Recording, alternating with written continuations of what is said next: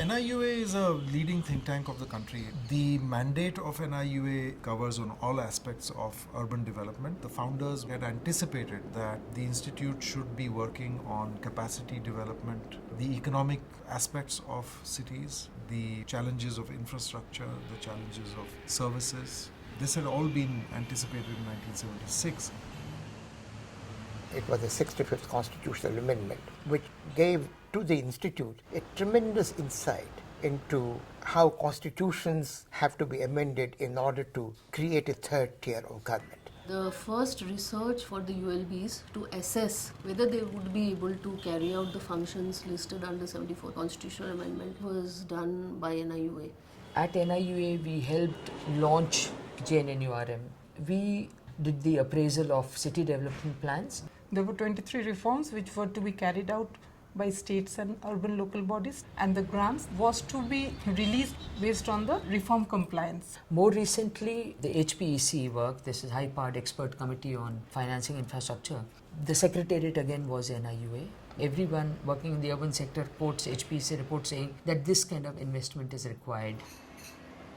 UNICEF was coming up with a large urban program, the Urban Basic Services. That gave us a completely different perspective of basic services, of inclusiveness, of slums. Urban poverty reduction strategy for 11 cities under the broad umbrella called National Strategy for the Urban Poor. It looked at basic infrastructure in terms of sanitation and services. So there was an action plan that was laid out that looked at slums in totality.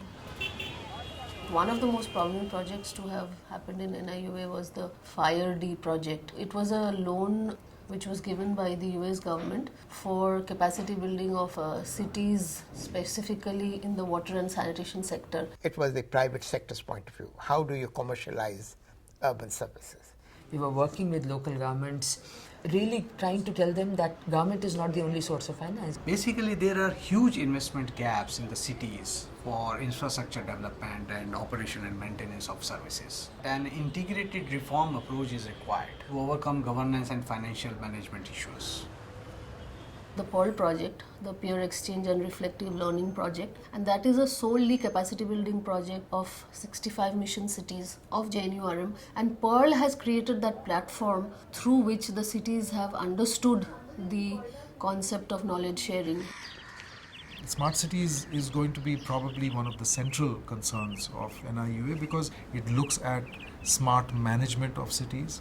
It looks at smarter technologies, issues of services like water supply, sanitation, power and energy and renewable energy. Urban climate change resilience. When you say resilience, you mean that even if you have extreme events, how do we cope with it? There is a lot of aspects of not only just science, there is planning, there is innovativeness. Somehow the smart city is kind of connected to this. We look forward now to focusing on the integration of a lot of these research interests so that we can support the idea of integrated, comprehensive and evidence-based planning of Indian cities. So these are all very timely and path-breaking possibilities for us. It is an exciting time for NIUA.